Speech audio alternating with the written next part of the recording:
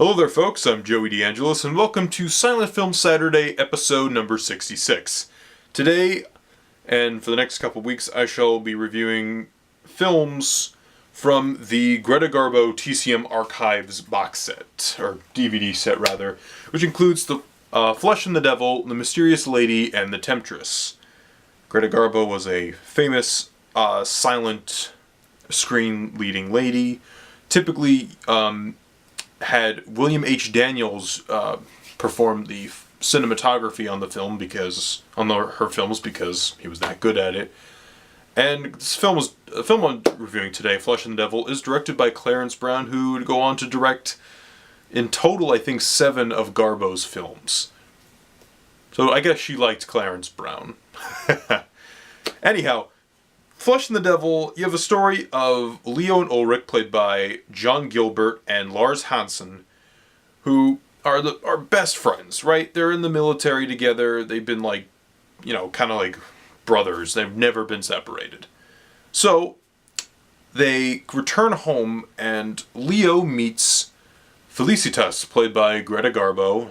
They kind of have a relationship. However, he finds out that she is married to a count, played by Mark McDermott, because Mark McDermott, of course, has to play the Adolphe Menjou ripoff, right? Or, vice versa. And they go off in a duel. Mark McDermott's character loses, and now Leo is caught in a scandal, and now he must serve military time in Africa. He is released early, but then discovers that his old friend is now married to the love of his life, and that Felicitas is still in love with Leo. Obviously, this is a silent, romantic melodrama of the highest order. You have, certain occasions of mugging at the camera, religious things, sweeping romance scenes, production value, 9 yards. One of the most iconic scenes in the movie is when Garbo and John Gilbert are dancing, and you might have seen this on TCM's Silent Sunday Nights montage. In their intro, they have a bunch of silent clips, and that's one of the clips included, if I'm not mistaken. And it's also used in the intro for the old television series Hollywood from Kevin Brownlow and David Gill. And of course, like those projects, this project, this restoration from 1988 was from Thames, from Kevin Brownlow and David Gill, with a score by Carl Davis, which is absolutely beautiful. Of course, I love his work on many other silent scores: Intolerance, Phantom of the Opera, and of course, The Thief of Baghdad, which recently had a Blu-ray release.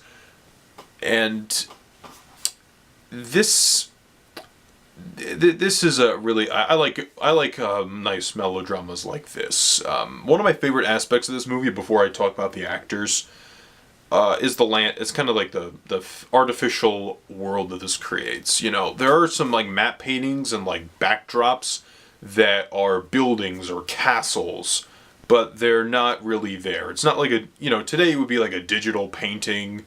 Or it'd be sometimes they have a real castle, but it's just like a matte painting, which is like taking glass and putting an image and positioning so that way it looks like a building in the distance, or just it's like a general backdrop. But it looks so beautiful, and I love how kind of artificial that is. There's some ice in the film, and that looks artificial, and there's snow in the film, and it's like artificial snow, but it's kind of magical in a sense, like a magic only Hollywood can produce, which is something I really liked in the movie. John Gilbert and Lars Hansen are both rather good in the movie, although I will say that Gilbert's best performance is still probably King Vidor's The Big Parade, which I reviewed on the channel a while ago. He does a good job with the role. Essentially, this guy, he doesn't recognize this other young woman, played by Barbara Kent, who you may remember from Paul Fejo's Lonesome. He's in love with him, but he doesn't recognize that. He's just immediately goes after Garbo, right? And then he pays for getting involved in the married woman, and then his best friend ends up marrying her. So he portrays that well. Lars Hansen is also rather good in the movie. I didn't expect him to be that good because I was reading it and I'm like, oh really, the friend? Usually that role isn't very good. But I think he's given some decent moments throughout the film. And of course, what can I say about Garbo? She's absolutely fantastic in this movie. Just certain like glances and gestures, she's just so perfect. She pulls her hair when she looks down.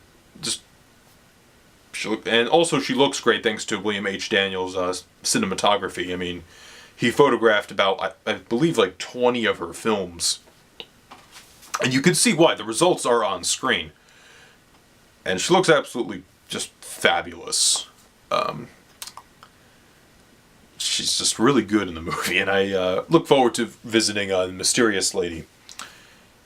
One other thing I'd like to mention is one of my favorite... I have a favorite shot in the movie where it's a scene where Ulrich confronts Felicitas after Leo has left, and there's like the shot is you have like the rain patting down on the window, and it's like you kind of see the light on him, like the rain. You see like the light coming through the window, and you see like the rain, the rain on the window.